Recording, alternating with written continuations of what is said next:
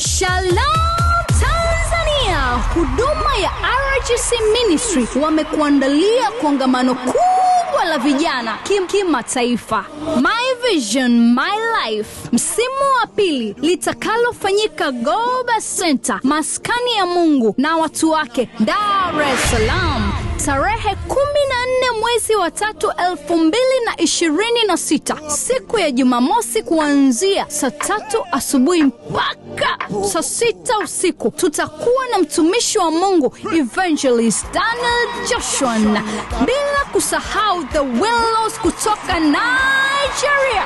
Kijana, usipange kukosa. Tutakuwa na mafundisho, uponyaji, movies, bila kusahau challenges mbalimbali. Hakuna kiingilio, ni bure.